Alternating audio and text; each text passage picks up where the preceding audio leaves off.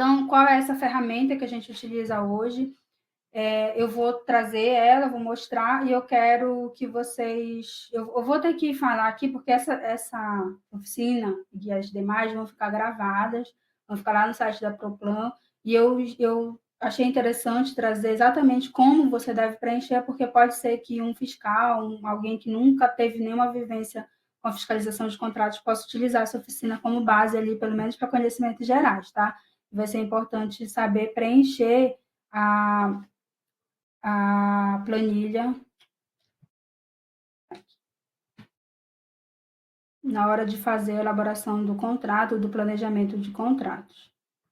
Então, essa aqui é a planilha que a gente envia. Vocês veem aqui, essa aqui é a consolidada, tá? De todas as unidades, mas a gente envia por unidade. Então, na hora de fazer esse estudo aqui na coordenação lá de acompanhamento orçamentário, que é hoje quem faz a gestão orçamentária de contratos, a gente... Deixa eu aumentar aqui para vocês verem. Tá? A gente faz assim, quais são as unidades que têm contratos hoje? X, Y, Z, né? Essas unidades têm contratos. Então, o que a gente faz? A gente separa os contratos de cada unidade e envia só a planilha já separadinho, tá? Tudinho.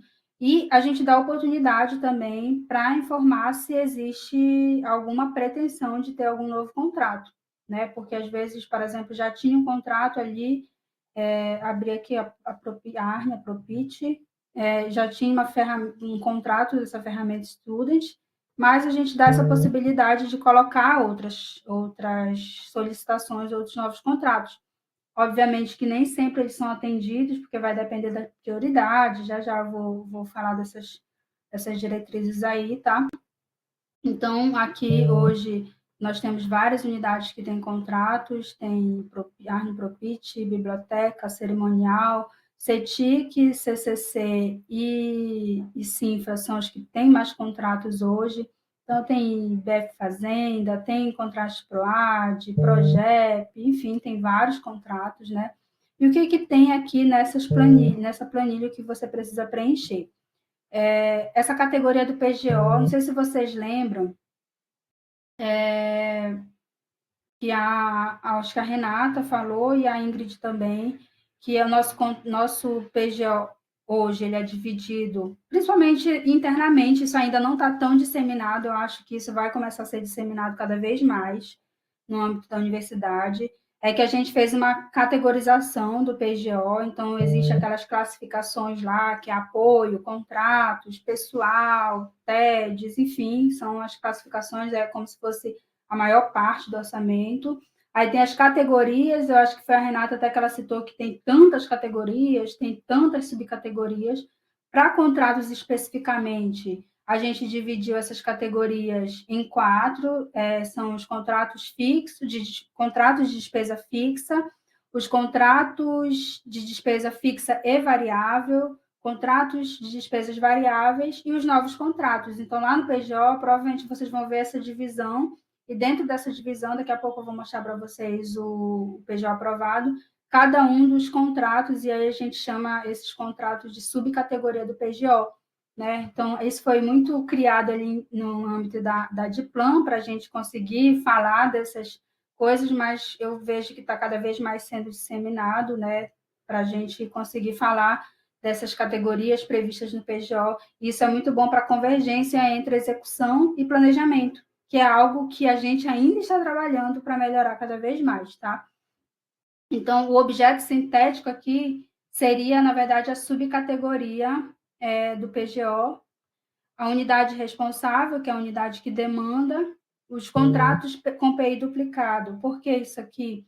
Porque existem unidades, um exemplo, telefonia. Telefonia é apenas um PI, mas existem 2 contratos, ou existia, não sei se ainda, não recordo agora se existe, mas aí tem o telefonia fixa e o telefonia móvel. Então, por conta de ser o mesmo PI, mas são 2 contratos, a gente faz essa distinção aqui na planilha. Aí o contrato favorecido, se ele já tem um contrato, né? Óbvio que se for um contrato novo ainda não vai ter, porque ainda vai ser contratado. Ações planejadas, se o contrato for por demanda, isso aqui Sinfra utiliza bastante, por exemplo, um contrato de manutenção predial. Ele não é fixo, né? Ele é só variável e por isso precisa destacar quais ações vocês planejaram, porque não adianta pegar e chutar um valor, eu vou precisar de 200 mil para manutenção predial por mês. Não, não é assim. Você vai fazer o quê com esses 200 mil? O que você vai planejar? Eu vou planejar ali a reforma de uma sala. Quanto é que vai custar a reforma dessa sala? Aí é esse valor que vem para o planejamento, tá? Aí a execução orçamentária do ano anterior, essa aqui foi a de 2025, então está aqui 2024, mas é porque a gente traz para eles terem, para quem vai elaborar o planejamento, ter um valor de referência, né, baseado no ano anterior. O mês de referência, então a gente faz por mês, não é um valor total, não adianta um fiscal chegar e dizer assim, meu contrato é 120 mil por mês. Não, é 120 mil por mês, porque são 10 mil reais por mês, ou 120 mil reais por ano, porque é 10 reais por mês. Então, a gente faz o destrinchamento de todos esses valores por mês. Vocês estão conseguindo ver que está bem pequenininho, né? Deixa eu aumentar um pouquinho.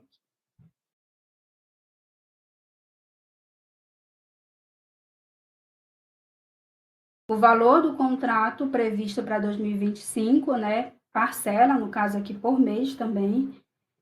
O reajuste previsto, aí aqui pode ser tanto reajuste como repactuação, e o valor que tem uma fórmula aqui, que é justamente esse valor, mais o reajuste ou a repactuação arredondado, né?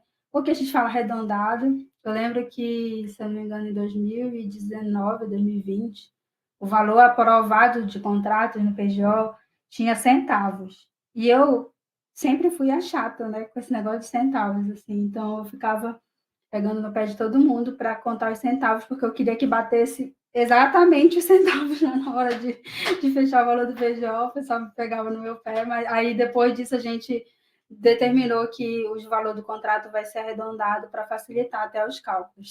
É muito chato trabalhar com esses centavos, mas eu sou bem cri-cri nisso, eu gosto de trabalhar de centavos mesmo. Então, aí aqui as unidades utilizam essa planilha como base, mas, gente, isso aqui é o resumo, né, de tudo que vocês vão trabalhar internamente. Por exemplo, para a Cifra chegar aqui e colocar os valores dela aqui, ela vai ter que ter feito internamente todo um estudo. Ela tem que, de alguma forma, seja empiricamente ou de uma forma planejada, utilizar, por exemplo, o método 5W2H, que ela tem que fazer reflexões profundas do que vai ser feito, quando será feito, como será feito. Então, vocês percebem que essa aqui é só a consolidação de um trabalho que tem que ser feito internamente na unidade de vocês. Por exemplo, não tem como chegar aqui e preencher o fiscal sozinho na sua sala, abrir a planilha e preencher, porque ele sozinho não vai saber quais são os problemas que estão ocorrendo, como os relatados aqui. Ele sozinho não vai saber do que está acontecendo de fato na realidade. Quer dizer, até deveria saber, assim, porque se ele estiver fazendo uma boa fiscalização, ele já vai estar sabendo, mas melhor é o próprio fiscal sentar, gente, eu preciso enviar o planejamento de contratos, a gente precisa discutir aqui como é que está o contrato, se vocês estão satisfeitos, se vocês não estão, o que a gente vai melhorar, se precisa colocar novos serviços, se precisa tirar serviços, o que está acontecendo, e é nessa discussão que vocês vão descobrir como vai ser feito como é que vai ficar esse planejamento no final das contas. Não pode simplesmente ser um Ctrl+C, Ctrl+V de um ano para o outro. Então, por isso que o planejamento ele é um ciclo. Mas ele é um ciclo, que a Carmen falou muito bem ontem, que é o PDCA, é você fazer todas as etapas do planejamento, chegar lá e discutir com toda a equipe de vocês para esse ciclo realmente funcionar. Não é só planejamento, não é só controle e acompanhamento, ele precisa ter essa retroalimentação do ciclo através de uma discussão, para verificar o que está bom e o que não está, certo? Então, essa é a planilha. Eu deixei aqui nos slides a orientação pormenorizada de cada uma dessas etapas. Então, as células amarelas, apenas as células amarelas devem ser preenchidas, né? Se houver dúvidas, siga as orientações específicas de cada coluna. Então, cada célula ali amarela vai ter a sua orientaçãozinha. Nos contratos por demanda, na coluna de ações planejadas, detalhar as ações planejadas para cada mês, conforme planejada a unidade, informar a ordem de prioridade das ações no campo de observação justificativas e preferencialmente na linha de mês de dezembro. Então, vocês vão ver lá que, principalmente para quem tem contratos por demanda, que lá no mês de dezembro você detalha exatamente tudo. Por quê? Porque depois vai redistribuir isso para os outros meses, tá? Novos contratos, que são justamente aqueles contratos que vocês estão tendo necessidade de contratar, né?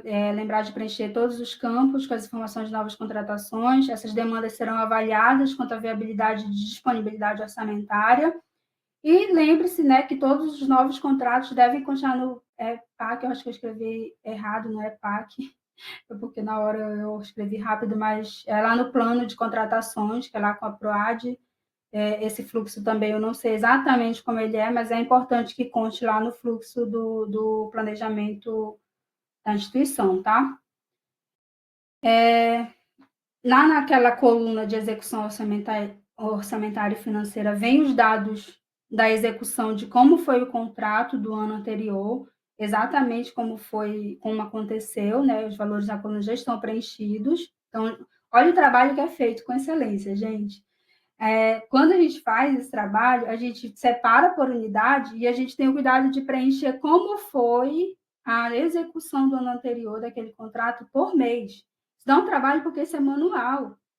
Então, por favor, valorize esses trabalhos que são feitos, porque eles são muito trabalhosos. Os contratos fixos, eles contemplam os valores liquidados ou valores fixos ajustados, né, com reajustes e repactuações. Os contratos por demanda são valores baseados na média de execução ou liquidação do ano anterior.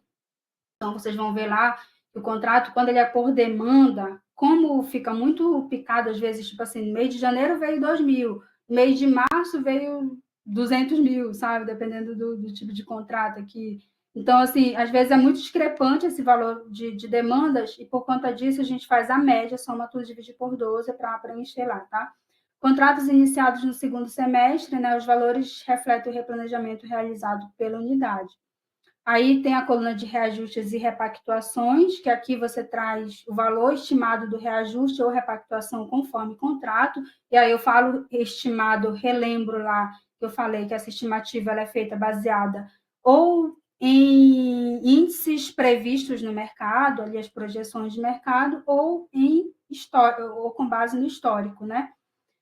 E caso não tenha dados concretos, você deve consultar os sindicatos das categorias de trabalhadores terceirizados e usar como referência os valores repactuados no ano anterior. Se o valor for zero lá, se o valor, por exemplo, não tiver, esse meu contrato aqui, ele não tem reajuste. Existe contrato que são irreajustáveis. A gente teve alguns casos, eu lembro que quando eu era coordenadora de contratos, tinha um contrato que eu acho que foi erro no edital e acabou que eles aceitaram isso, por isso a gente ficou um tempão sem reajustar, apesar de que o reajuste ele é um direito constitucional, então se não tiver no contrato ele pode invocar a Constituição, mas não tinha previsto no contrato, acho que era o contrato de seguro dos veículos. A gente ficou um tempão sem reajustar esse contrato na época, porque não tinha previsto, estava bem escrito, na verdade, que esse contrato é fixo e reajustável lá no contrato. Então, se tem essa informação no contrato, que o contrato é irreajustável, ele não preenche nada nessa coluna, né, de reajustes e repactuações.